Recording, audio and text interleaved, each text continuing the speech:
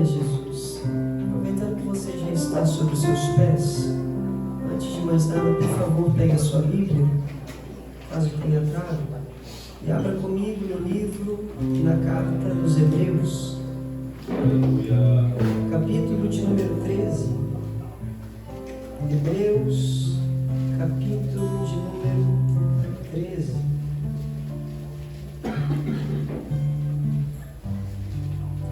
Nós leremos a partir do verso de número 8.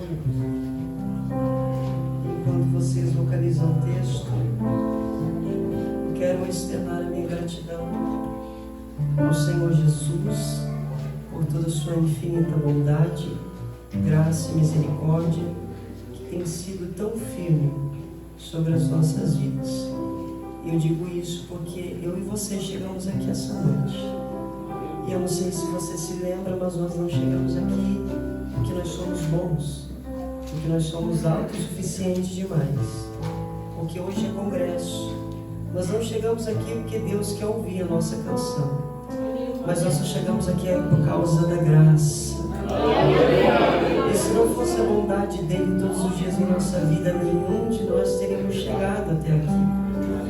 Eu enfrentei 5 horas e meia, na verdade, por causa de uma parada, 6 horas de viagem com a minha mãe. E eu ter chegado aqui, eu reconheço que é o amor e que é a graça do Senhor Jesus. Então, de fato, eu só tenho um único sentimento: a me consternar, inclusive a externar essa noite, que se chama gratidão.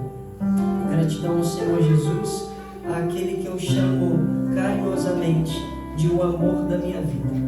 Mas em especial, eu quero louvar a Deus por esta igreja, da qual eu estou conhecendo na noite de hoje, na vida do pastor Claudemir. É isso, pastor?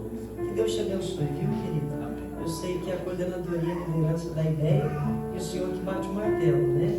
Então, muito obrigado, que Deus te abençoe e que permaneça e abençoe toda a sua casa, sua família e seu ministério. Quero louvar a Deus também pela vida do pastor da Assembleia de Deus aqui nessa cidade, pastor presidente Valdemar, é isso, né? Que Deus te abençoe, viu, pastor? Uma grande honra e satisfação poder te conhecer. Se ele bate o martelo, o senhor bate o martelo como a última palavra, né? Então, muito obrigado, que Deus te abençoe.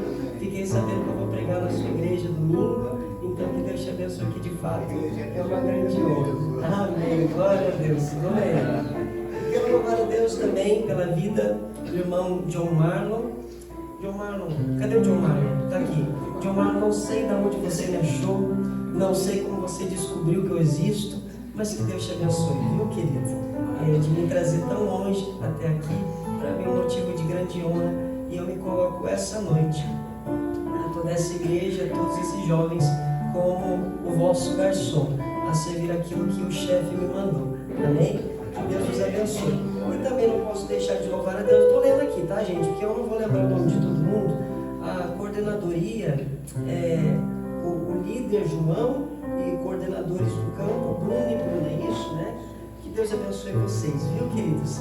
Para mim é um motivo de grande prazer poder conhecê-los e que Deus continue dando graça, força e sabedoria para que vocês permaneçam naquilo que Ele concedeu como propósito. Grupo de jovens, muito mais do que orar a vocês, pedir que Deus lhes dê crescimento para que o próximo ano vocês estejam multiplicados. A minha oração em especial é que antes de Deus dar o crescimento de número a vocês, dê primariamente crescimento de unção, graça e conhecimento. Porque de fato eu acredito que se houverem cheios, jovens cheios do Espírito Santo dentro das empresas, escolas, universidades, por onde passarem vão atrair uma multidão. E a multiplicação será somente um resultado daquilo que vocês são. Amém? Que Deus os abençoe em nome de Jesus. Quem achou o texto, diga amém. Amém. Quem achou o texto, diga amém. Amém. Glória a Jesus. E diz da seguinte forma, assim: Jesus Cristo é o mesmo ontem, hoje e eternamente. Não vos deixeis levar por doutrinas diversas e estranhas, porque bom é que o coração se estabeleça com graça e não com alimentos que em nada beneficiaram aos que deles se ocuparam. Nós temos um altar onde não tem direito de comer os que servem ao tabernáculo, porque os corpos dos animais, cujo sangue é trazido ao santuário pelo sumo sacerdote em razão do pecado, são queimados por fora do campo. E por isso também Jesus, para santificar o povo com o seu próprio sangue, sofreu fora do portão. Saiamos, pois, ao seu encontro, fora do campo, levando a sua desonra. Porque não temos aqui cidade permanente, mas nós estamos buscando a uma que está por vir. Por ele, portanto, ofereçamos sacrifício de louvor a Deus continuamente, isto é, fruto dos nossos lábios, dando graças ao seu nome. Quantos glorificam por essa palavra? Por mais um instante, feche os teus olhos. Eu de maneira alguma quero invalidar a oração que vocês fizeram por mim, mas eu não vou te pedir para que você ore novamente pelo Kleber. Eu quero que você ore por você. Feche os teus olhos e comece a clamar o Espírito Santo, dizendo a Ele o quanto você o quer, o quanto você o deseja. Mostre ao Espírito Santo qual o nível da sua disponibilidade em ouvi-lo. Eu sei que hoje ainda é sexta-feira e muita gente hoje ainda trabalhou. E talvez você teve um dia muito cansativo na sua empresa, no seu trabalho. E por essa razão o culto já aconteceu, louvores foram cantados, orações já foram feitas aqui essa noite. Mas por causa do seu cansaço você ainda não compreendeu o ambiente de culto que você está. Mas eu não vim aqui para lhe apontar o dedo, nem para te julgar e nem analisar o seu culto. Só existe um único problema de nós sermos chamada a atenção do nosso estado atual, é nós decidirmos permanecer da mesma maneira que nós estamos. Por isso eu quero te convidar agora. Se até agora você não clamou, comece a clamar. Se até agora você não pediu, comece a pedir. Se até agora você não entregou, comece a entregar. Se até agora você não adorou, comece a adorar e comece a clamar. Vem, Espírito Santo, eu te quero, Espírito Santo, eu te desejo, Espírito Santo, em ti eu anelo, Espírito Santo, tu és o meu anseio, Espírito Santo. Fale comigo, Espírito Santo. Ei, por favor, reconheça o seu estado neste momento. Se você chegou só o caco, fala para Ele: Senhor, essa noite eu cheguei aqui só o caco, mas por favor, até o findar deste culto, ajunta os meus cacos, me reposiciona como um vaso, transborda o azeite em mim, para que eu volte a derramar da tua essência. Isso, peça para que o Espírito Santo venha. Amado Espírito Santo, neste momento, Senhor, nós queremos mais uma vez reconhecer que dentro dessa casa só existe uma única intenção e motivação dentro da nossa alma, que se chama Jesus Cristo. Ó Deus, e é por isso que nós damos somente a Ti o trono de honra e louvor dentro dessa casa, e te pedimos, Espírito Santo, através do poder da Tua palavra, dentro de instantes, transforme essa casa em um lugar pequeno para o nível do Teu poder e da Tua manifestação. Ó Deus, mas a Tua igreja não te clama mais uma vez por algumas lágrimas de emoção ou sentimentalismo, mas ó Deus, nós queremos essa noite derramar lágrimas de quebrantamento, arrependimento e transformação diante da Tua presença. Por isso eu te clamo, ó vento do Espírito, vem dos quatro cantos e assopra sobre a Assembleia de Deus Nova Canaã, em nome de Jesus. É o que nós te pedimos, te agradecemos, te louvamos. Amém e amém. Pode se sentar, por favor. Amados, mais um instante e eu prometo que eu começo a exposição bíblica sem nenhum tipo de enrolação. Amados, eu quero fazer um combinado com vocês. Amém? Amém. meia dúzia vai fazer um combinado comigo. Eu vou tentar de volta. Quero fazer um combinado com vocês, amém? Amém. Agora melhorou. Amados, como já foi apresentado, vem diretamente da Assembleia de Deus em Curitiba. Eu sou membro da Assembleia de Deus em Vila Auer, ali em Curitiba. Meu pastor é o Marcos Romano. Inclusive eu trago comigo o abraço da minha congregação e do meu pastor. Quantos recebem em nome de Jesus? Amém. E por essa razão, irmão, eu sou assembleiano. E por ser assembleiano, sou quase nada, pastor, pentecostal. Quase nada, bem de leve. Sou bem tranquilo mesmo. E graças a Deus hoje eu estou dentro de uma Assembleia de Deus que é muito mais pentecostal do que eu. Graças a Deus. Então, amados, o nosso combinado será dessa forma. Eu tenho uma leve dificuldade por ser assembleiano e pentecostal de pregar com o seu silêncio, tá? Como assim silêncio, Cleber? Irmão, braço cruzado, cara feia, testa franzida e boca muda é uma coisa que não fica bonito para assembleiano. Então, se a mídia vier tirar foto da gente, você estiver me ouvindo com cara feia, boca muda, testa franzida e sem dar um glória, vai ficar feio na foto. Então é o seguinte, o nosso combinado será dessa maneira. Da medida que você compreender a palavra de Deus, você vai manifestar o seu entendimento através da sua adoração. Então, como um assembleiano que você, ó, glória a Deus, aleluia, e se de repente um peso de quebrantamento descer sobre nós e tomar conta da sua alma, e você desejar no meio da mensagem fluir em algumas línguas espirituais, não tem problema, que isso não atrapalhe o pregador. Pode chorar, pode se escabelar, pode falar em mistério, mas vamos sair daqui entendendo a palavra de Deus, amém? Amém. Porque a sua adoração é a comunicação aqui com o púlpito de que você está entendendo tudo. Kleber, se eu não estiver entendendo, faça tudo ao contrário daquilo que eu acabei de te falar. Aí você faz braço cruzado para mim, cara feia, franze a testa, boca muda, não dá nem glória, nenhum tipo de aleluia, que eu retorno o pensamento para que você compreenda e saia daqui entendendo a palavra de Deus. Amém? Amém? Amém? Amém. Graças a Deus. Queridos, se tem uma coisa que nós estamos completamente rendidos do que diz respeito à nossa vida, aquilo que nós chamamos de tempo, é aquilo que nós chamamos de matéria e aquilo que nós chamamos de espaço. Este culto mesmo está refém essa noite de um relógio, está refém de um tempo. E por que eu falo de espaço? Porque eu falo de tempo. E por que eu falo de matéria? Porque esses três componentes são três componentes que, apesar de ser somente três, é aquilo que diz respeito de toda a nossa vida. Ou seja, no sentido que eu digo, a limitações.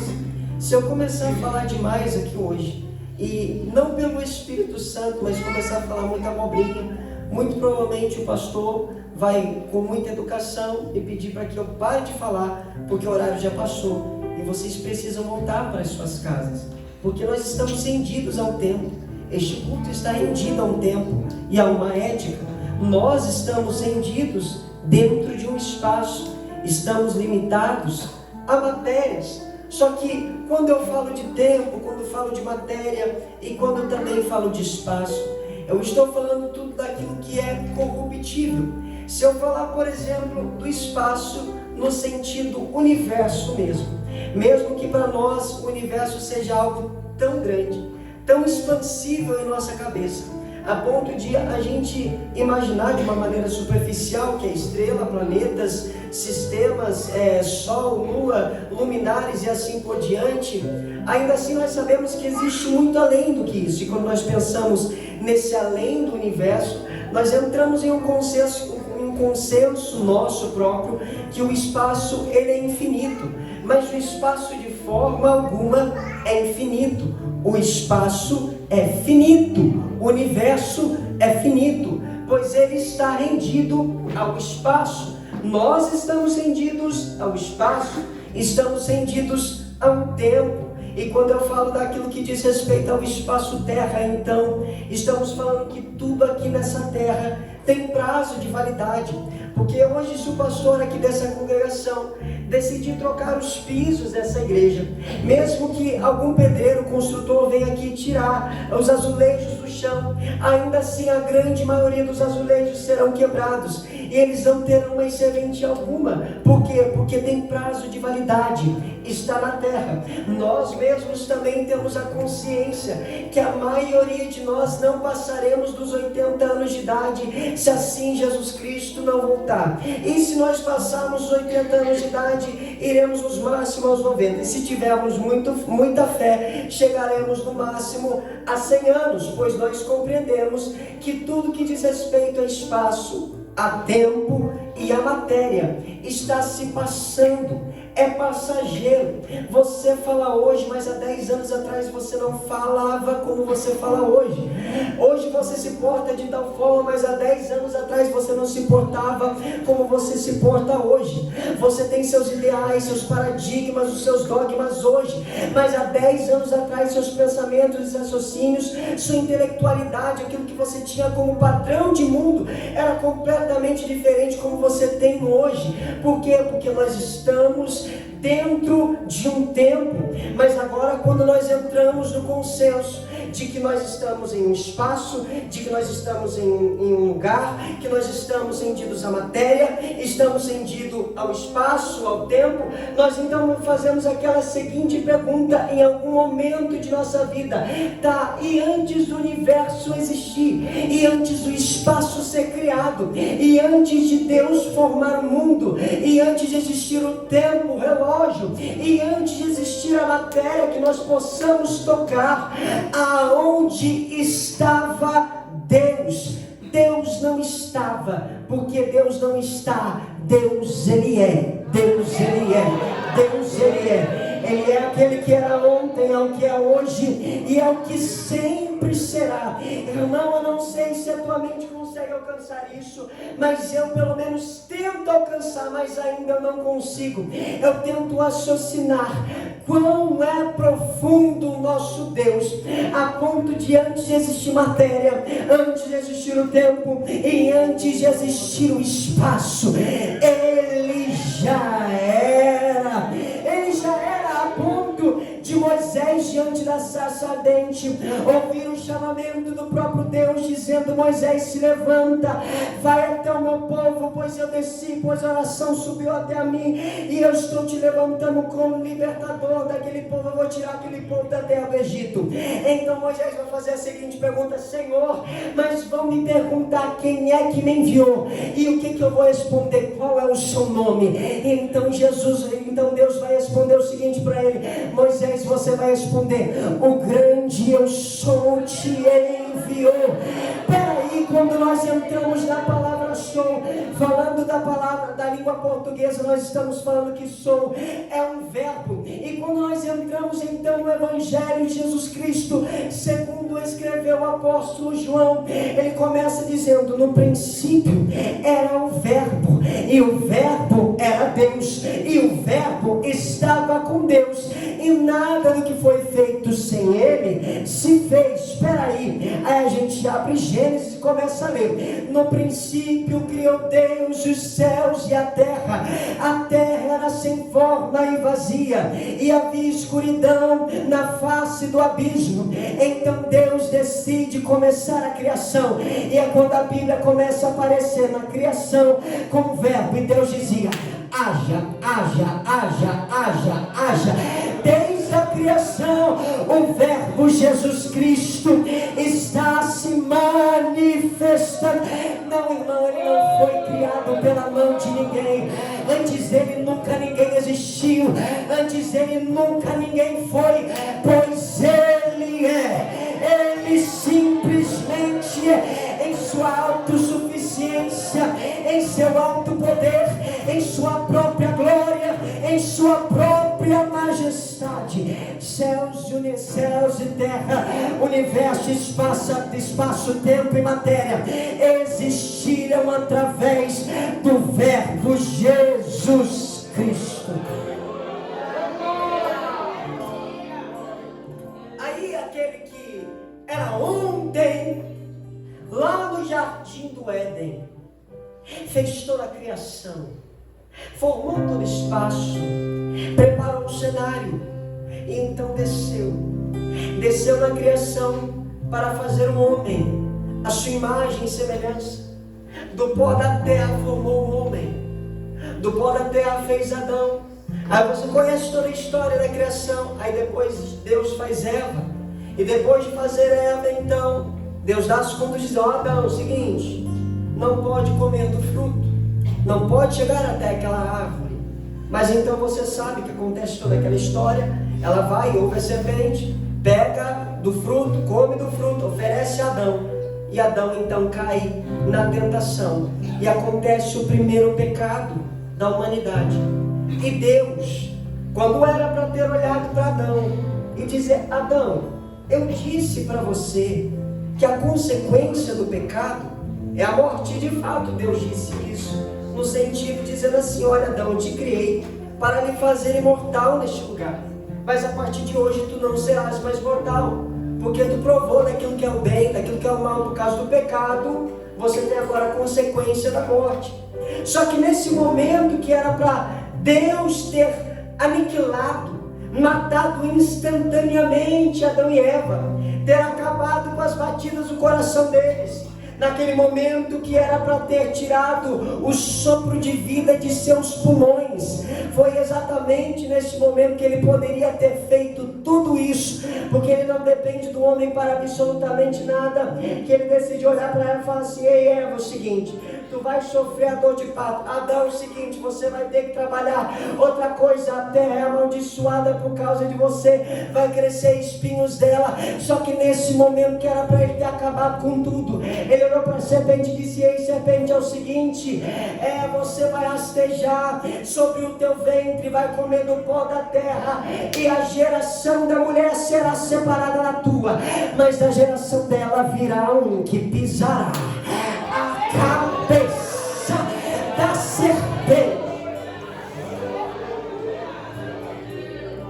No momento que era para Deus não olhar com misericórdia, não olhar com graça, não olhar com amor, não olhar com bondade para o homem, ter simplesmente arrancado eles de dentro do jardim, pastor, e ter colocado os querubins como guardiões do jardim, ter expulsado eles. Deus poderia ter feito isso, mas antes de tirar eles de dentro do jardim, primeiro ele sacrificou um animal.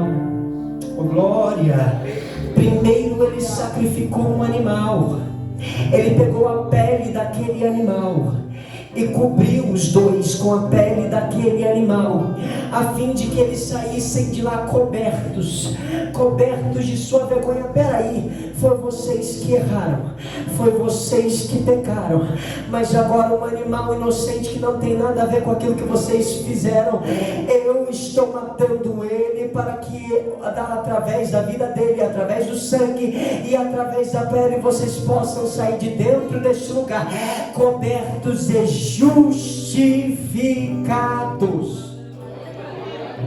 A gente começa a folhear a história em Gênesis e começa a perceber que desde o início está acontecendo sacrifício sobre o altar, sacrifício atrás de sacrifício sobre o altar. E Deus, ele preza muito por esse negócio de sacrifício, a ponto de Caim e Abel entregar sacrifício, mas Deus não recebeu a adoração de Caim, porque Abel, enquanto separa a sua adoração, ele vai pegar o seu sacrifício, vai procurar o melhor, vai procurar o sem mancha, vai procurar o sem mácula, aquele que não tem nenhuma pata quebrada, aquele que não tem nenhuma doença, aquele que não tem nada de errado. E enquanto Caim, o seu irmão, vai pegar do pior do sacrifício, vai pegar aquilo que é resto, vai entregar qualquer coisa, e é nesse momento em que Deus olha e diz: do sacrifício de Abel eu recebo, mas do sacrifício de Caim ele não recebe. E não recebe por quê? Porque sacrifício que é dado somente por dar, louvores que é somente entregues por entregar, canções que é somente cantadas por cantar, ele não aceita. Para ele não vale de muita coisa, ele não preza muito por isso. Mas a gente continua, então a gente vê que daí depois que ele levantou Moisés, tirou o povo da terra do Egito, leva para o Monte Sinai.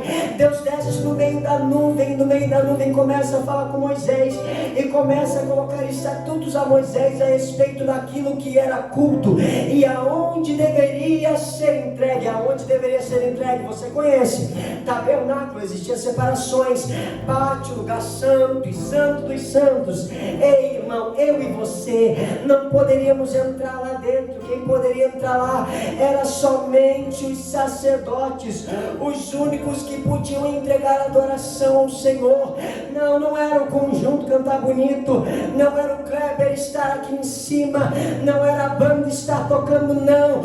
Os únicos que podiam entregar adoração a Ele eram sacerdotes e levitas. E daí tinha um estatuto que Deus falou a Moisés: Moisés, o povo vai precisar trazer, por causa do pecado tal, por causa, se pecar assim, se pecar assado, vai sempre precisar trazer o sacrifício para o sacerdote, a fim de que ele entregue a adoração e o sacrifício no altar, e através do sangue do animal este seja purificado, perdoado e justificado. Só que daí, irmão, tem uma coisa: eu e você, nós não temos limite daquilo que diz respeito ao pecado.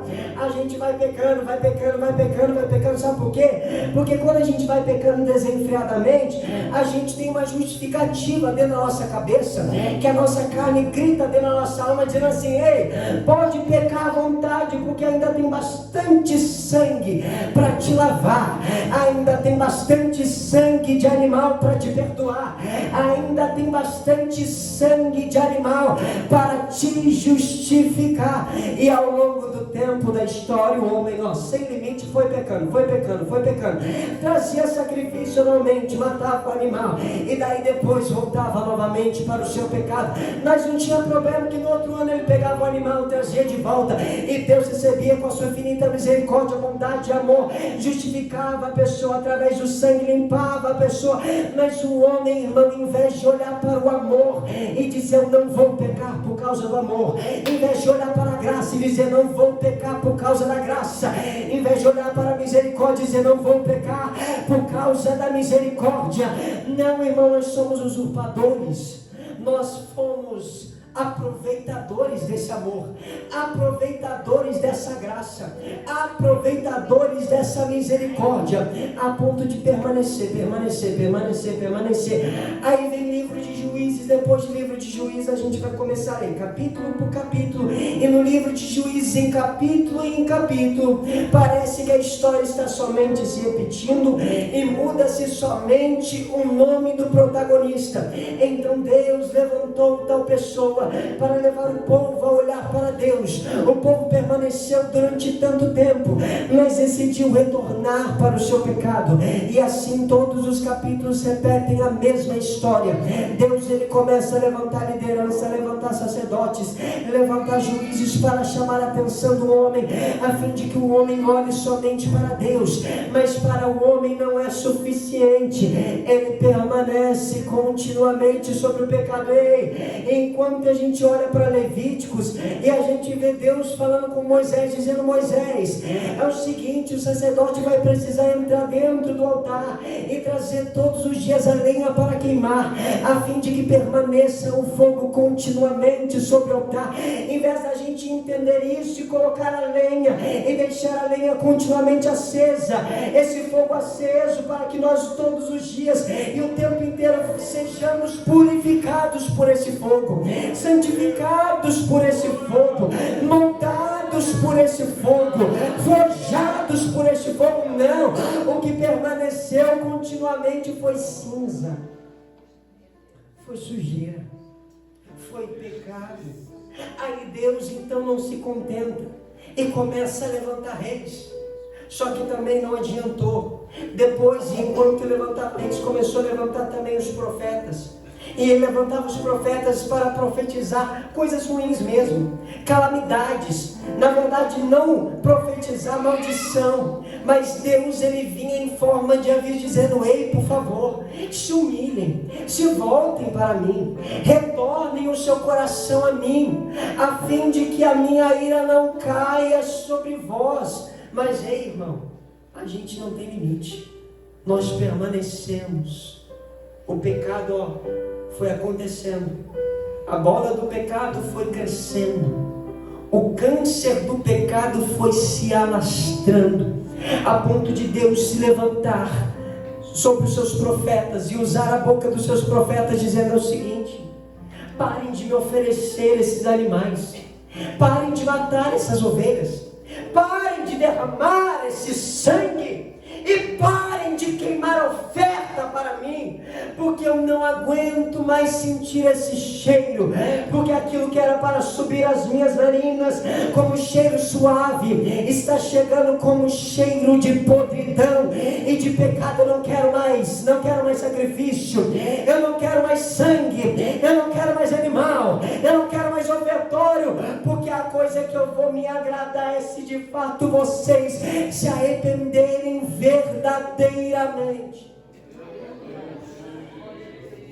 Só que daí, eu vou te explicar uma coisa: a ira de Deus é colocada através das profecias dos profetas, não como um sentimento, mas como um cálice do qual Deus se levantou várias vezes através dos profetas, dizendo: assim diz o Senhor, ó casa de Israel, eu vou derramar do cálice da minha ira sobre vós, eu vou derramar do cálice do vinho da minha fúria sobre vós. Ou seja, ele não coloca isso como um sentimento, mas coloca isso como uma taça de vinho, coloca isso como um cálice de vinho, coloca isso como esse copo que está com água. Mas para Deus, essa fúria, essa ira, ela é carmesim, ela é vermelha. Ei, irmão, é como se Deus tivesse pegado esse copo, dado em nossa mão e disse para nós: ei, a responsabilidade de cuidar desse copo é sua e não minha.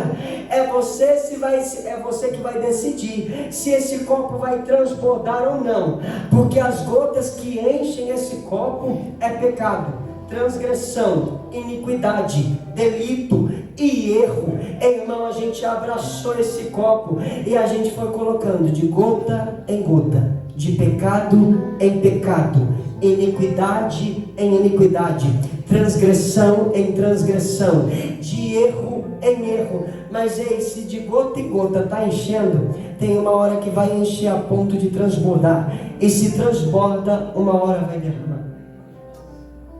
Eu creio que vocês saem às vezes para comer pizza e sempre tem aquele que se oferece em servir e começar a encher o copo de todo mundo com refrigerante. E todo mundo, quando está vendo que está quase lá em cima, irmão, continua ainda com a garrafa assim. Vocês começam a chega, tá bom, muito obrigado. Porque você sabe que se aquele conteúdo permanecer caindo sobre o seu cálice, vai transbordar o conteúdo e vai fazer estrago, vai fazer sujeira, vai dar trabalho, e Deus sabia exatamente disso. Ei, irmão, e uma hora esse copo transbordou, e se transbordou, chegou a hora de derramar sobre mim, sobre você. Mas uma coisa, pastor, ele sabia que nenhum de nós éramos capazes de suportar sequer uma única gota desse cálice. Irmão, se Deus derramasse hoje uma única gota sobre a cabeça do Kleber, não sobraria nem a minha roupa para contar história. Se ele decidisse derramar uma gota do cálice de sua ira sobre esta igreja essa noite, não sobraria obreiro, não sobraria presbítero, não sobraria liderança, não sobraria pastor, não sobraria pregador, não sobraria nenhum justo para contar história, pois o próprio Paulo vai escrever em sua carta aos Romanos dizendo: e todos foram completamente destituídos da glória de Deus, pois todos pecaram. Só que no momento que era para ele ter pegado, derramado, ter acabado comigo e com você, irmão, ele decidiu mais uma vez. E agora eu me pergunto: que amor é esse? Ele decide mais uma vez olhar para mim e para você, mesmo irado, com o olhar de um pai irado, mas que mesmo irado permanece amando. Kleber, e como que funciona esse negócio de pai irado que permanece irmando? Quantos pais tem aqui essa noite? Quando você se ira com o seu filho, quero que vocês respondam com sim ou não agora. Quando vocês se iram com o seu filho, vocês ficam muito revoltados e querem chamar a atenção, querem corrigir. Vocês estão no estopim da ira de vocês. Porque vocês estão irados, vocês deixam de amar os vossos filhos? Sim ou não? Vocês deixam de amar eles? Sim ou não? Não, não deixam. Não tem como. Porque esse é um amor que vem de dentro. É um amor incondicional. É um amor que não está condicionado se nós somos bons ou não. É um amor que não está condicionado em nossa capacidade, não está condicionado naquilo que nós somos, não está condicionado naquilo que nós temos. Esse amor está condicionado somente de uma única coisa. O que, Kleber? A fonte. Que fonte é essa? A fonte da água da vida, que se chama Jesus Cristo. Irmão, e nesse momento de ira, porque transbordou, era para ele ter acabado com o mundo. Era para ele ter acabado com o universo. Ele olhou como um pai irado para toda a humanidade. Em vez dele nos corrigir, em vez dele nos chamar a atenção, ele sabia que se estivesse muito irado, ele chegaria nos seus filhos e acabaria com os seus filhos, pois os filhos não suportam o peso da força da ira do pai. Você já fez isso com o seu filho? No momento de sua ira, quando era para você ter chegado com correção, você decidiu olhar, fazer cara feia de desprezo e virar as costas, pois você sabia que se chegasse no teu filho, ele não resistiria ao peso da sua mão, não resistiria ao peso da correção de suas palavras. Então Deus, ele fica em silêncio com a humanidade, ele não fala nada, ele vira as costas e sai completamente de cena. E é por isso que a gente pega a Bíblia e vê um buraco de 400 anos, a gente vê que parece que é um salto na história, um pulo, que termina o último profeta Malaquias, e depois dele então vem o Evangelho. Mas a gente fica se perguntando, o que aconteceu entre um e outro? O que aconteceu entre o último profeta e como que apareceu agora o Evangelho de repente? Irmão, pensa só, 400 anos, a terra vivendo um silêncio ensurdecedor, porque até agora Deus nunca havia se calado, porque Ele sempre levantava alguém para dizer assim, diz o Senhor. Ele sempre levantava um rei, que o povo olhava e dizia, é o ungido de Deus. Ele sempre levantava um sacerdote para ser intermediador entre Deus e o povo. Sempre havia algum tipo de manifestação. Mas de repente foi 50, 100, 200, 300, 400 anos. E a terra completamente silêncio. O pai virou as costas para o mundo. Mas eu imagino, no céu, depois de 400 anos, um diálogo acontecendo dizendo, filho, é o seguinte, tu tá vendo que o nosso copo transbordou, né? Se transbordou, está na hora de derramar, mas tem uma coisa, se eu derramar sobre a Assembleia de Deus em Nova Canaã, na cidade de Shoppingzinho, não vai dar certo. Você sabe que o cálice da nossa ira vai acabar com a terra, vai acabar com a humanidade, ninguém lá embaixo é capaz de suportar. Mas filho, há um único que é capaz de suportar. Você vai precisar descer como um cordeiro de Deus, pegar o copo da mão deles e beber deste cálice, pois o único que é capaz é você. Ei, irmão, aí tem alguém lá embaixo pregando, dizendo, ei, arrependei-vos, ó raça de víboras, quem vos ensinou a fugir da ira vindoura? Então se perguntando, quem é esse cara?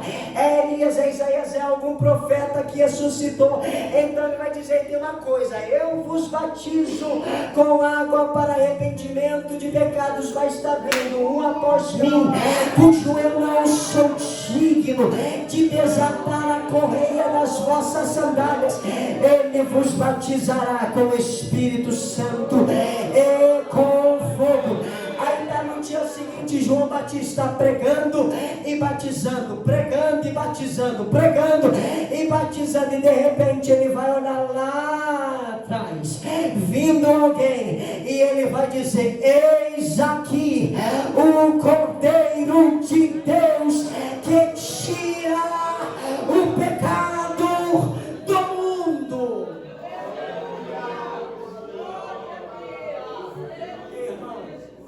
Havia sido estabelecida a lei sobre nós, e essa lei nos ordenava o tempo inteiro que o cordeiro precisava ser morto. Mas daí a gente pecou tanto, a ponto de nenhum cordeiro mais ser capaz, mas somente um único, um perfeito, oh glória, um sem mácula, aquele que é sem manchas, aquele que não teve nenhum dos seus ossos quebrados, pois o cordeiro precisava até o fim ser perfeito. Eu estou falando de um cordeiro que, na vista dos padrões humanos aqui na terra, foi um cordeiro simples que ninguém deu nada. Ei, eu estou falando de um rei, irmão, sem muita majestade aqui na terra, que falava sobre coroa, sobre trono e sobre reinado, mas não estava falando sobre o reinado aqui da terra.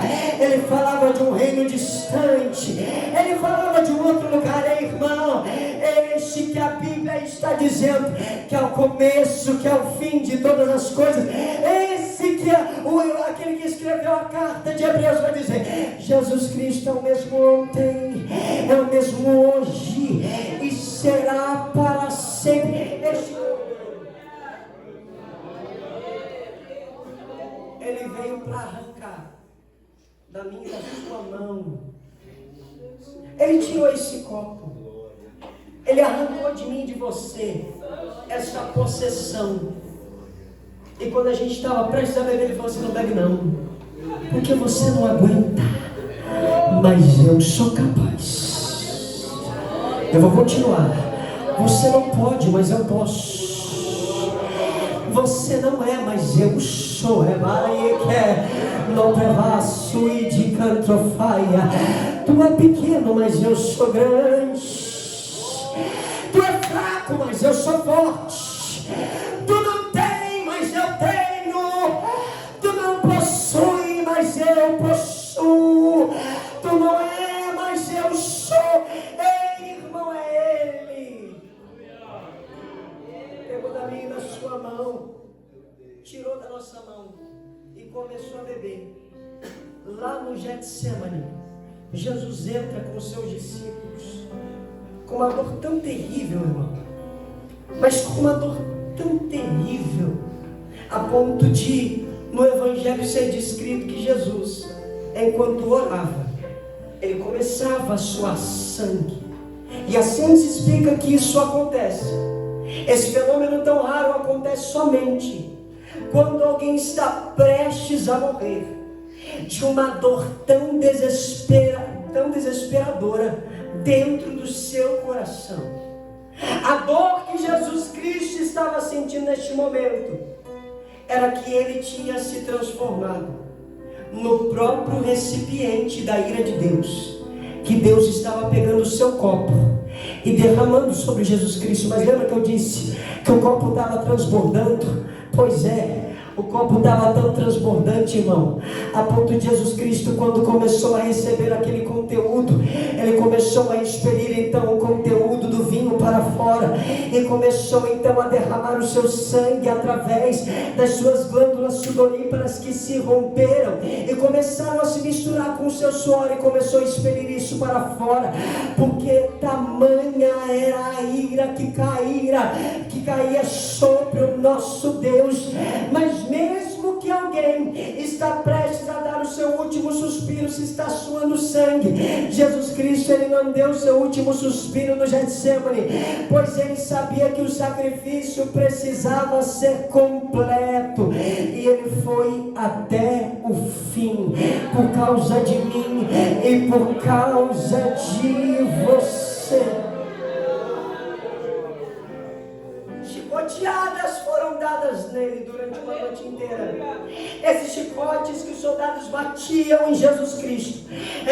Era um chicote que na ponta tinha chumbos pontiagudos e ossos pontiagudos, dos quais que batiam na carne dele, gravavam em sua carne dentro de 3, 4 centímetros, e quando os soldados puxavam com muita força, aqueles pedaços de carne de Jesus eram arrancados e completamente tirados dele. Ei, irmão, e ele não reclamou enquanto ele era chicoteado, pois ele sabia que o único que era capaz era o Cordeiro de Deus que tira o pecado do mundo. Ele foi exposto, os ossos, os músculos foram expostos a essa dor de chicoteada.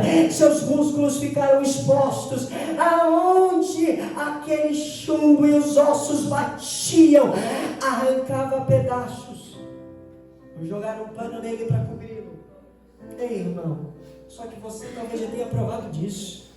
Se você está com uma ferida e tampa a ferida com um pano, na hora de tirar, aquele pano vai ter grudado na ferida e vai voltar a doer novamente. Jesus Cristo é levado para acusação.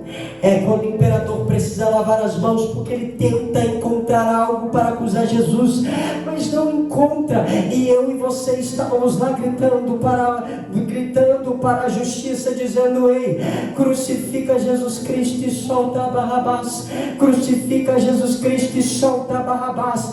Crucifica Jesus Cristo e solta Barrabás. O que foi feito foi soltado Barrabás e foi prendido Jesus Cristo.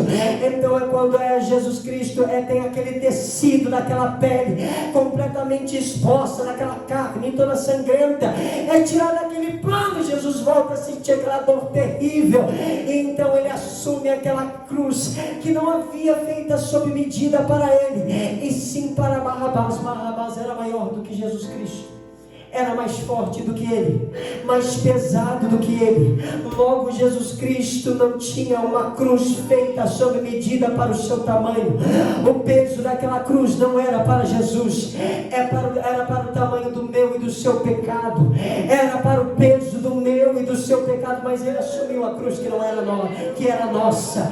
Ele pegou aquela cruz que não era dele, era nossa, e ele carregou até o Calvário sem reclamar.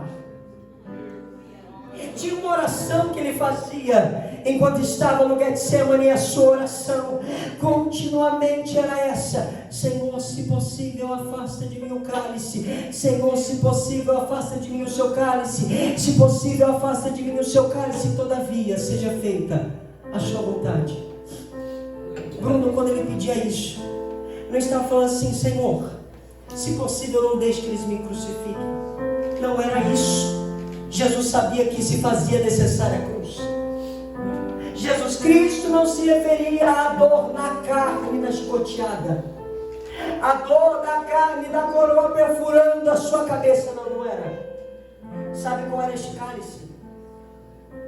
Este cálice de destituição, de afastamento. Jesus Cristo sabia que pela primeira vez ele provaria do que é estar completamente destituído da glória de Deus. E ele sabe de uma coisa: que não existe dor nesta carne que se compare à dor de uma alma que está longe da presença dele. E você lembra bem quando você não conhecia o Pai e você estava no mundo, você ainda não tinha provado da graça e do sacrifício de Jesus Cristo, e lá no mundo você sofria de uma dor, onde você tentou saciar em lugares, tentou curar em pessoas, relacionamentos, experiências e coisas, dinheiro, e nada adiantou. Existia uma dor, um buraco dentro da tua alma que nada adiantava, e você só entendeu que esse buraco era Jesus quando o conheceu. Mas no caso de Jesus, irmão, ele sabia que pela primeira vez, ele, que durante uma eternidade inteira estava ouvindo, assim como Isaías escreveu, que os serafins têm 6 asas, cobrem as suas cabeças, cobrem os seus pés, voam com 2 asas e cantam um ao outro, dizendo: Santo, Santo, Santo, Santo, Santo. Ei, irmão, eu estou falando daquele que esteve durante a eternidade inteira assentado mais alto e sublime trono, vendo os querubins voando e se prostrando a eles, dizendo: Santo, Santo, Santo, é o Senhor poderoso. Eu estou falando desse que esteve durante a eternidade inteira assentado, viu a criação ser formada, criou Adão, criou Eva. Eu estou falando desse que durante a eternidade inteira foi circuncidado de glória, de poder e majestade, mas que pela primeira vez não provaria, pela primeira vez conheceria o que a destituição desta glória. Ele não precisava, porque ele não precisa nem de mim nem de você. Ele é autossuficiente nele mesmo. Irmão, não! Ele não precisava sacrificar por causa de mim, por causa de você. Nós somos tão corruptíveis, mas mesmo assim ele decidiu se entregar por mim e por você. Ele se fez maldito subindo no madeiro. Irmão, aí quando ele chegou no Calvário, crucificaram Jesus Cristo, esticaram o seu tronco, tiraram o seu tronco fora do lugar, porque ele precisava ser encaixado na cruz, que não era do tamanho dele, era do tamanho de Barrabás. Jesus Cristo é colocado sobre a cruz, é dado na cabeça dele uma coroa. Mas tem uma coisa: no início da mensagem eu disse que quando Deus foi para amaldiçoar Adão, ele não amaldiçoou. E falou assim: Adão, por causa de você, a terra é amaldiçoada. E o que vai acontecer? Ela vai gerar espinhos, cravos. Ei, irmão, aqui tem uma mensagem. Quando Jesus Cristo pegou aquela coroa, ali ele estava dando uma resposta ao inferno e para o diabo. Ele estava dizendo: diabo, a partir de agora eu não volto mais atrás. Sabe por quê? Porque aqui eu já te venci. Eu vou te explicar. Ali Deus estava dando a seguinte mensagem. Por quê? O rei ia para a batalha, vencia a guerra. Quando vencia a guerra, chegava no rei perdedor, no seu rei inimigo, pegava a coroa do seu reinado, a coroa do seu trono, a coroa da sua nação, e colocava em sua cabeça, pois ali ele estava dizendo: ei, eu venci aquele reinado, eu tomei posse daquele rei, irmão. E durante uma humanidade inteira, uma história inteira, Satanás andou com o peito estufado dizendo: o mundo é meu, o planeta é meu, eu sou o príncipe desse lugar. Mas Jesus Cristo, quando pegou a coroa, ele estava dizendo: ei, eu acabei de pegar a coroa do seu reinado. Satanás, tu estás vencido, tu estás vencido, tu estás vencido. Pegou a coroa, está na cruz, meio-dia, olha para cima, céu coberto de escuridão. Quando o céu está coberto de escuridão, irmão, Jesus Cristo está vendo que existe a separação da escuridão do pecado entre ele e Deus. E é quando ele, com profunda tristeza, dá um brado na cruz dizendo: Eli, Eli, lama sabachthani, que quer dizer: Deus meu, por que tu me desamparaste? Irmão, você já experimentou pensar só um pouquinho que nas suas maiores guerras, nas suas maiores pelejas e nas suas maiores lutas, Deus sempre pegou em sua mão dizendo: filho, se acalma, pois eu estou contigo. Ele sempre chegou e te falou: filho, está difícil, mas eu estou com você. Mas ei, irmão, com Jesus Cristo não foi assim não. Ele subiu na cruz sozinho, não tinha com ele a presença do Pai para o ajudar a passar por aquele processo, mas ele permaneceu sozinho naquela cruz, por causa de mim e por causa de você. Eu vou te pedir agora, se coloque sobre os seus pés por um instante, feche os teus olhos e dê um espaço de quem está de você. E abra os seus 2 braços agora. Isso. Não abre embaixo não, abre lá para cima. Você não está recebendo nada agora. Aqui, ó, reto aqui. Isso. Sustente ele com os seus olhos fechados. Isso, feche os teus olhos. Dentro de alguns segundos, o músculo do teu ombro vai começar a doer. Mas eu vou te fazer um pedido. Por favor, não abaixe os seus braços, pois ele tinha todos os motivos para abaixar, mas ele não abaixou.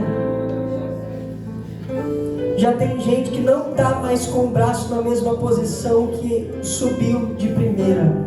Teu braço já baixou um pouco, levanta ele mais um pouquinho de volta, porque não deu nem um minuto que você está com os seus braços abertos.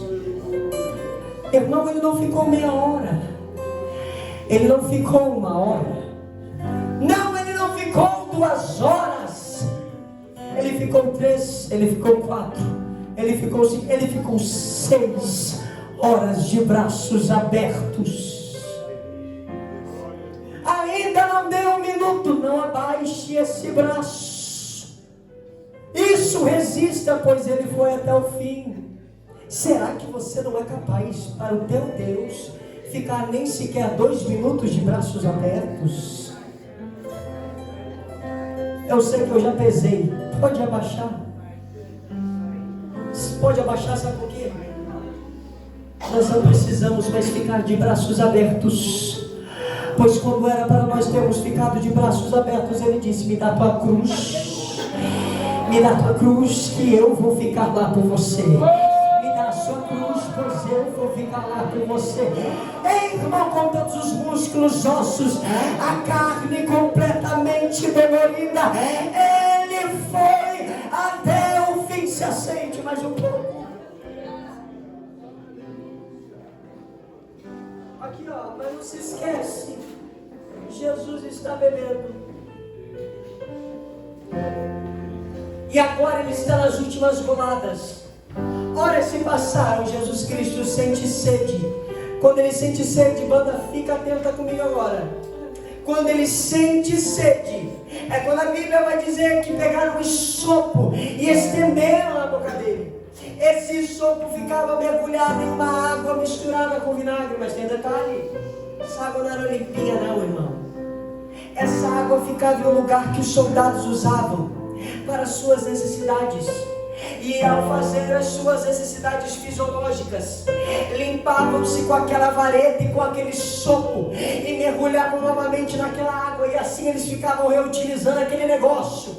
Ou seja, foi dado na boca de Jesus Cristo não somente uma água com vinagre azedo, mas foi dado para ele uma água de podridão, uma água de mácula, uma água de sujeira.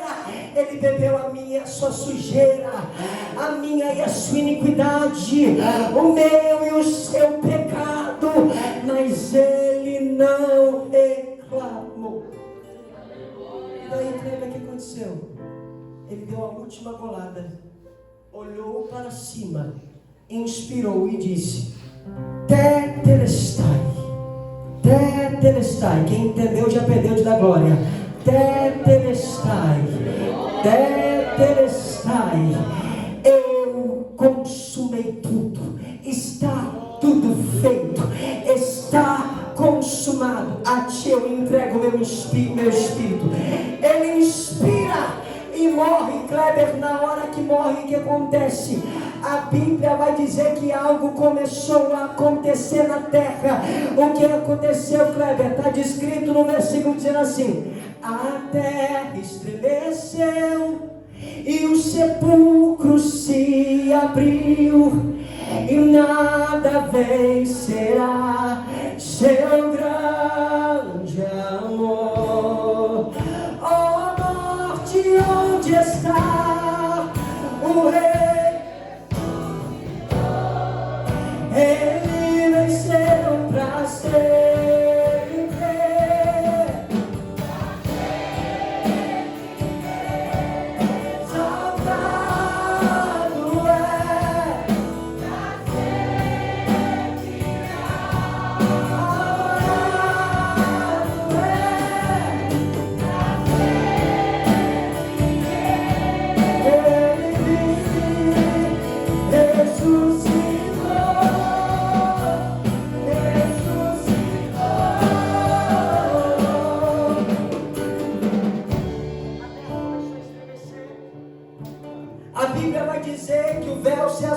cima a baixo.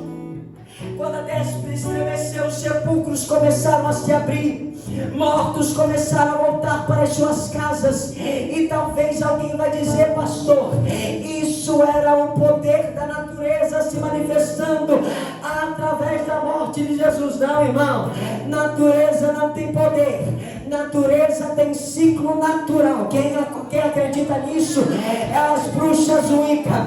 A gente acredita em uma coisa chamada Evangelho. Sabe o que estava acontecendo? Manifestação do poder do Evangelho, do qual Paulo descreveu dizendo: eu não me envergonho do Evangelho de Cristo, pois o Evangelho é poder de Deus. Isso, fica nisso comigo. Olha só, Jesus morreu. Terceiro dia, aconteceu algo. O que aconteceu? Morte vai visitar o corpo de Jesus Cristo para fazer o que ela tem que fazer. Mas quando chegar lá, pastor, tem uma notícia. Que notícia? Espírito da morte não precisa transpassar a pedra, porque não tem mais pedra. A pedra foi retirada. E aquilo que estava morto ali dentro não está. Irmão, pode pegar e tentar visitar os túmulos de outras religiões, de outros pensadores, de outros filósofos, imperadores de Roma. Ainda há pouco tempo a Igreja Católica estava enterrando o Papa e tentando escolher qual seria o novo. E Roma parou por causa disso. Eles nasceram, reis morreram. Mas se a gente chegar lá na Terra Santa e entrar naquilo que eles acreditam ser o túmulo de Jesus Cristo, vai ter uma placa escrita: ele não está mais aqui, ele não está mais aqui, ele não está mais aqui. A morte, cadê o teu aguilhão?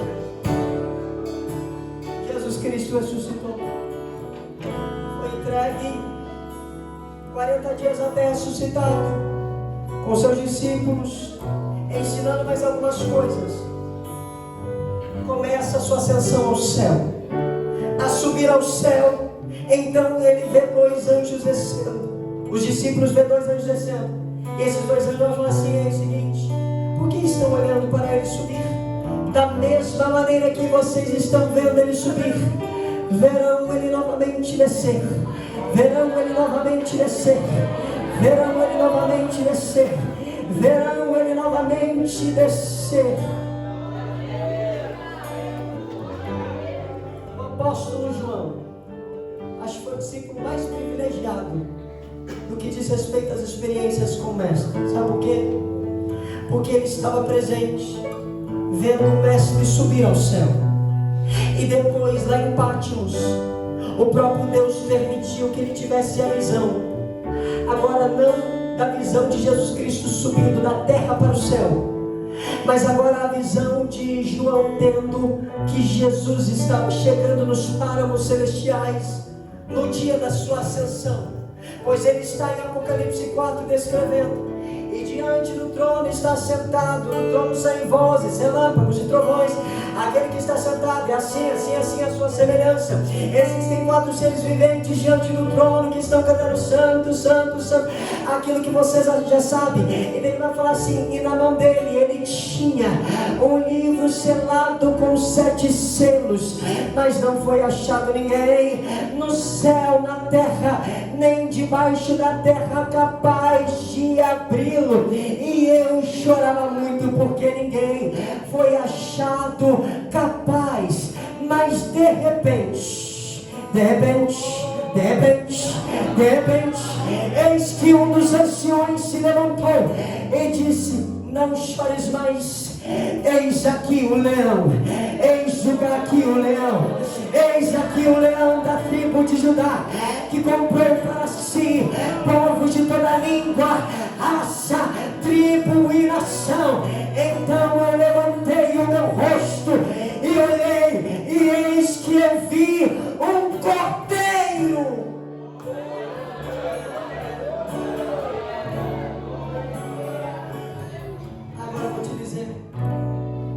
Os anjos estão cantando santo. Os anciões estão cantando digno. O que a igreja canta? Qual é a canção da igreja? E agora eu termino naquilo que nós lemos aqui.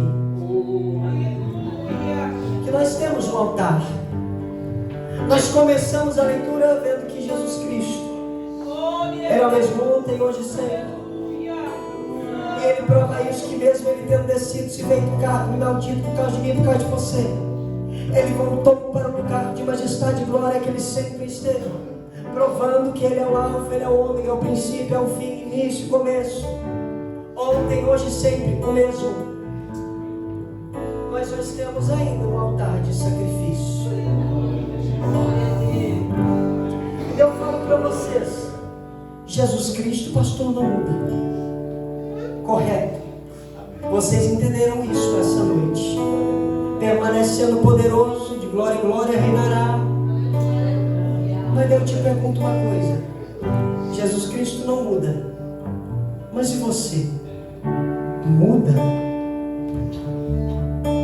Sua adoração permanece sempre a mesma? Seu coração continua sempre o mesmo? O seu altar continua o mesmo lá do início? Hoje a gente se pergunta: que amor é esse? Um amor que é infalível, incondicional e imutável. Um amor que é aprovado através da graça, que nos diz o tempo inteiro: ei, a salvação não é porque vocês são bons, não é por mérito próprio, mas é por causa da graça, do favor, do sacrifício. Mas aí, entendendo isso, será que a sua adoração e o seu amor por Ele continua o mesmo?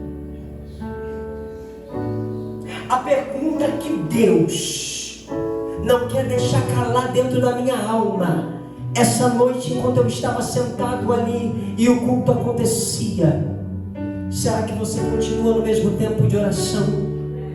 Será que seu coração ainda permanece quebrado como antigamente? Será que você permanece ainda com aquele vaso de perfume para quebrar e derramar aos meus pés? Irmão, a gente tem um Deus que não muda, mas o nosso amor por Ele muda o tempo inteiro. Muda como assim? Que eu vou te explicar. Quando está tudo bem, teu amor por Ele está lá, mas quando está tudo ruim, teu amor por Ele está aqui. Aí você tem desânimo, você não quer vir mais para a igreja, não quer mais congregar, você está triste com Deus, quer fazer pirraça para Deus. Além de fazer pirraça para Deus, quer fazer pirraça para a igreja, pirraça para o teu pastor, pirraça para a liderança. Porque seu amor é inconstante, porque a nossa adoração é inconstante. E quando a doença vier, e quando o desemprego chegar, e quando as situações vierem, como que vai estar o seu coração? Como estará o nosso altar? E agora eu termino, porque os anciões estão cantando digno, anjos estão cantando santo. E eu perguntei: qual é o clamor da igreja? O clamor da igreja é de alguém que está com muita fome, está com muita sede, dizendo lá em Apocalipse de número 22: o Espírito e a noiva dizem vem. O Espírito e a noiva dizem vem. O Espírito e a noiva dizem vem. John, vem na matéria. O Espírito e a noiva dizem vem. O Espírito e a noiva dizem vem. Kleber, em como nós estamos dizendo Maranata, olha bem, eu te digo uma coisa: se nós pegarmos o microfone e falarmos de boca para fora, nós estamos preparados. Maranata, Senhor, será somente de boca para fora, mas o que Ele analisará em nós é se o sangue dele ainda permanece, cortando as nossas vestes, alvas como a neve. O que Ele vai olhar é se ainda permanece lenha queimando no altar, é se o candeeiro permanece aceso, aceso, aceso, aceso.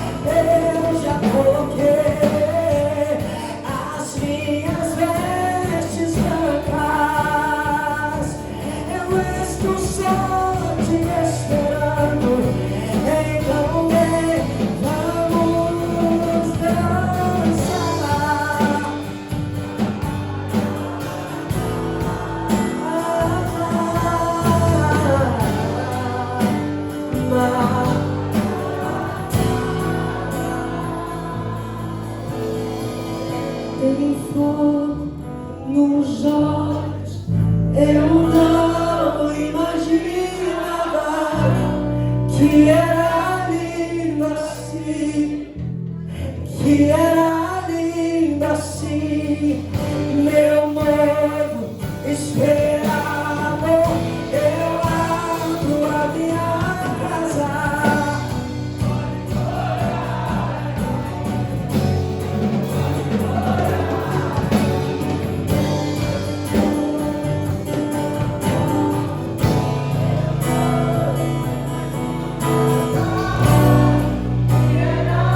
João começou o Apocalipse escrevendo que ele teve uma visão, se achou em espírito, e ao se achar em espírito, eis que eu vi 7 castiçais de ouro. Esses 7 castiçais de ouro possuem cada um 7 braços, que estão um ligado no outro, e esses braços, esses candeeiros, estão ligados, 3 de um lado, 3 do outro, na coluna do meio, que se chama Jesus Cristo. E tem uma coisa, só que ele poderia dizer: eu vi 7 castiçais de ouro e amém. Mas ele falou: eu vi 7 castiçais de ouro, e no meio alguém passeava. Alguém passeava. Alguém passeava. O que é candeeiro? Vou te dizer: candeeiro representa a igreja. Mas esse que passeia só gosta de passear no meio de candeeiro que está aceso, aceso, aceso. Por isso eu quero agora convidar, irmão, não é outra pessoa a não ser a noiva. Se tiver um candeeiro agora, acenda ele. Se tiver candeeiro agora, acenda ele. Quem trouxe azeite, acenda o candeeiro, acenda o candeeiro, acenda o candeeiro.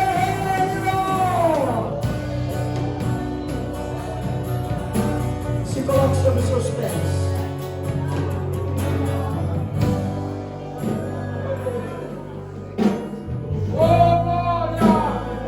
Eu quero fazer uma oração.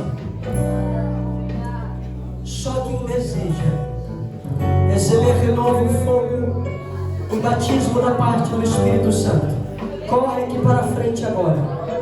Todos os jovens que estão dentro dessa igreja e querem ser batizados com o Espírito Santo e cheios do Espírito, corram para frente agora. Isso, só quem deseja. Se não quiser, não precisa vir, mas se deseja, pode vir. Isso, isso. Os que têm nos lábios o clamor Maranata, corra para frente. Isso, isso. Os que estão aqui na minha retaguarda, tanto os que estão na nave da igreja, venha para frente, por favor. Aqueles que desejam, isso, pode vir.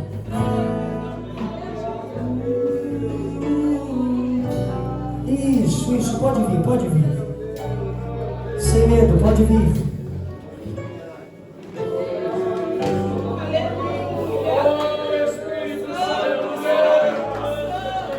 Eu já vou convidar desde agora.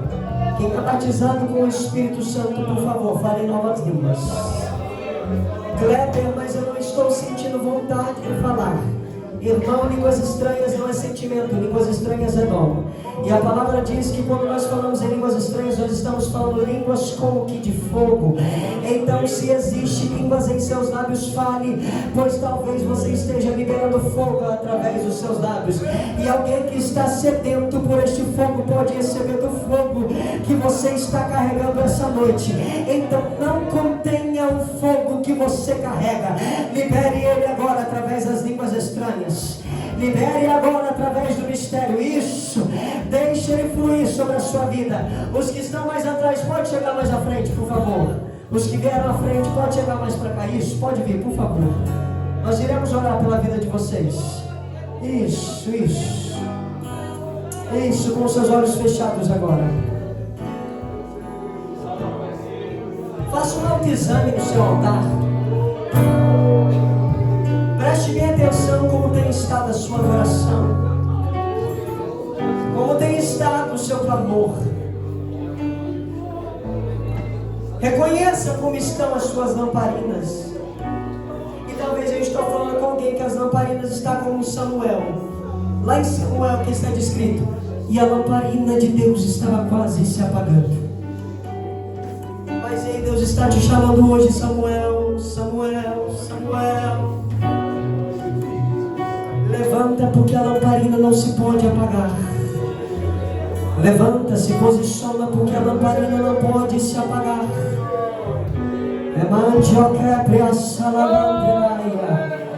Eu vou pedir agora, jovens que não são batizados com o Espírito Santo, comece a glorificar. Glória a Deus e aleluia, glória a Deus e aleluia, glória a Deus e aleluia. Eu, juntamente com os líderes e os pastores, iremos descer, fazer a imposição de mãos sobre vocês, e vocês receberão daquilo que nós carregamos: o Espírito Santo, a unção do Espírito, o poder dele, para que vocês saiam para fora com as boas novas. Liderança, se vocês puderem descer e fazer a imposição para o batismo agora, eu peço ajuda para vocês, por favor, desçam e orem por esses jovens. Isso, libere aquilo que vocês carregam, por favor.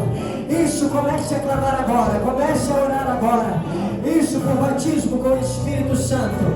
Quem deseja este fogo, clame agora, clame agora, clame agora, clame agora, clame agora com fervor, com fervor. Deixe arder dentro do seu coração o fogo do Espírito. Se descer a língua estranha na sua cabeça, passe para os teus lábios e seja selado agora pelo Espírito de Deus. Se o fogo tomar conta do seu corpo e você sentir vontade de baixar debaixo do poder do Espírito, pode fazer. O Espírito te enche, te enche, te enche, te enche, te enche, te enche agora. Levante-se contra a batalha. Ande que ele vai sobre a batalha. Que seja hoje, seja agora. Vem derrama o teu Espírito. Seja hoje, seja agora. Vem derrama o teu Espírito. Seja hoje, seja agora.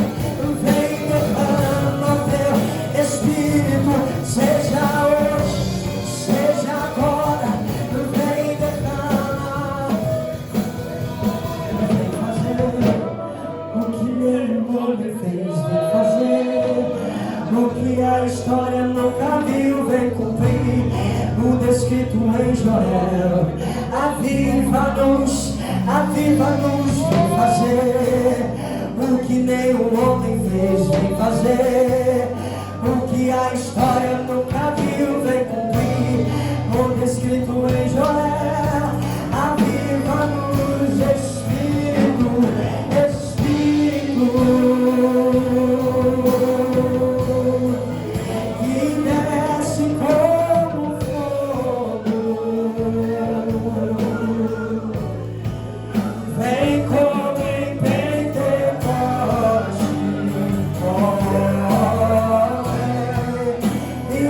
Enche-me de novo.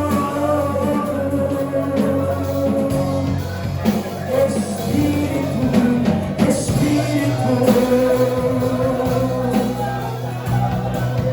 que desce como fogo. Vem como em Pentecostes e enche-me de novo.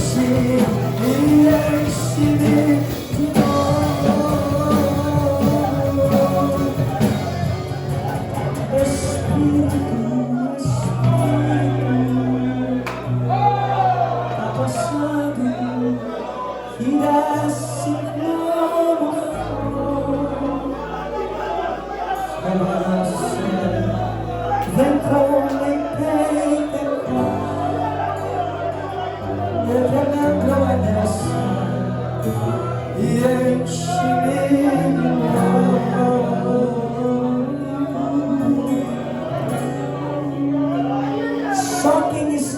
debaixo da nuvem.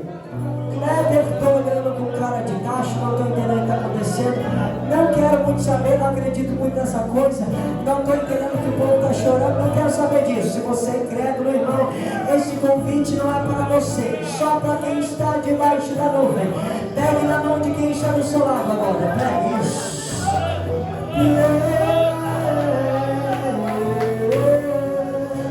Pegou na mão de quem está do teu lado, isso.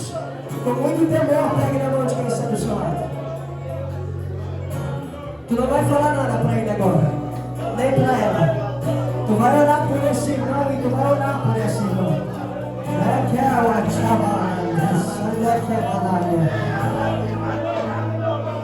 A Bíblia vai dizer, através da imposição que você recebeu, Timóteo, reaviva o dom que há em ti.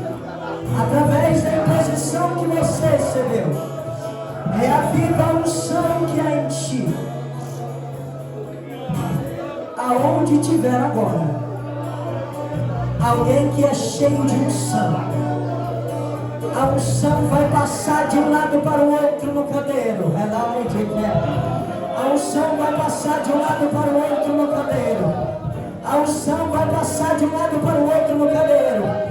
A unção vai passar de um lado para o outro no candeeiro. A unção vai passar de um lado para o outro no candeeiro. Você que não fala em línguas há tempo, volte a falar. Você que não tem mais visões, volte a ter. Você que não entrega mais profecia, volte a entregar. Você que não prega mais, volte a pregar. Você que está com o ministério enterrado, receba avivamento em ti essa noite.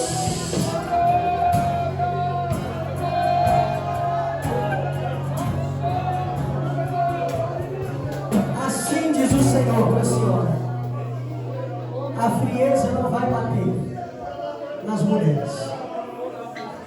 A frieza não vai bater. A frieza é espiritual. Quando te apresentaram, Deus falou comigo: diga a minha serva que eu ouvi todas as orações que ela faz dizendo: Senhor, não deixa que o fogo se apague do nosso meio. Não deixe que o fogo se apague do nosso meio. E às vezes tu se pergunta dizendo: Senhor, eu me sinto tão pequena, tão limitada, meu conhecimento é tão pouco. Porque eu, Deus, levanta alguém melhor. E Deus essa noite está gritando no meu ouvido, dizendo: Kleber, diga para ela: Débora, eu te chamei, eu te chamei, eu te chamei. Satanás não vai passar com contenda. Satanás não vai passar com fofoca. Satanás não vai trazer erva daninha para acabar com aquilo que eu estou fazendo no meio de vós. Tem pastor neste campo que só não caiu por causa das vossas orações. Tem obreiro que só está de pé por causa das vossas orações. Porque quando eu deixo lá dentro daquele quarto, nas madrugadas eu começo a falar para você: ei filha, ore por fulano de tal, ore por fulano de tal, ore por fulano de tal. E você fala: Senhor, mas eu nem converso direito, eu nem sei da história, não conheço a família. Ele fica falando: ore, ore, ore, ore, ore, ore. E é eu que estou falando contigo essa noite. Muita gente só não caiu por causa das orações. Então as orações e a base da igreja não serão desestruturadas. E para saberes que eu sou Deus que falo contigo, por esses dias a morte tentou visitar o teu físico e você falou: Senhor, será que chegou a minha hora? Mas eu, teu Deus, estou te dizendo essa noite: eu desço com renovo sobre a sua saúde. Assim diz o Senhor. E o refrigério vem sobre ti, mulher. Este renovo que desce sobre você é do alto da cabeça até a planta dos teus pés. Agora fogo de Deus, fogo de Deus, fogo de Deus, fogo de Deus, fogo de Deus, agora. Assim diz o Senhor. Ó Deus renovando, ó Deus renovando. Ó Deus, cadê o candeeiro aceso? Cadê o candeeiro aceso? Cadê o candeeiro aceso? Aonde tiver candeeiro acesa, glória e aleluia, glória e aleluia, glória e aleluia. O que passeia no meio está aqui. O que passeia no meio está aqui. Irmãos, eu acabei por aqui. Não vou mais falar nada. O meu tempo já se avançou. Preste atenção. Só mais um instante da sua atenção eu te peço. Queridos, ao final, eu vou estar de fora. Se você quiser sentir vontade no seu coração, me fala uma coisa. Está tendo cantina hoje na igreja? Vai ter? Tu não quer? Cadê? Não vai ter? Se tivesse, eu ia falar para você dar prioridade à igreja. Mas enfim, eu trouxe comigo o material que eu que faço. De ovo maltine e óleo. Irmão, não pego com ninguém. Sou eu quem faço. Absolutamente tudo. Recheio, a casca, tudo sou eu quem faço. Eu vendo esse material, irmão, porque eu tenho vivido integralmente para a obra de Deus. Pregando em Curitiba, fora de Curitiba, dentro do Paraná, inclusive também em outros estados. E esse valor, irmão, ele é direcionado na minha vida. Não sei se dá para perceber, talvez alguns saibam, outros não. Eu faço tratamento oncológico, ou seja, tratamento de câncer. E o valor desses cones trufados me ajudam nesse fim, tá? Também o nosso carro, que é uma ferramenta ministerial que nos leva para lá e para cá. Quem precisa de manutenção precisa ser pago também. Os cones me ajudam nesse fim. Então, se você quiser levar a sobremesa para a sua pós-janta, passe ali no final e leve esse cone. Kleber, eu não gosto de doce, não gosto de chocolate. Pastor, o senhor gosta de chocolate? Gosta ou não? Ih, mais ou menos, eu quero alguém que gosta. O senhor gosta? Ó, o Bruno gosta. Ele falou que gosta. Não pode, né, pastor? Não pode ficar abusando. É isso aí. Ó, o Bruno falou que gosta, o pastor também gosta. Kleber não gosta de doce. Se você não gostar, os dois aqui gostam. Só não deu muito pro pastor que ele disse que não pode. Mas o Bruno não pode até dizer chega. Então, passe ali e abençoe. Você está sendo abençoado em nome de Jesus. Amém.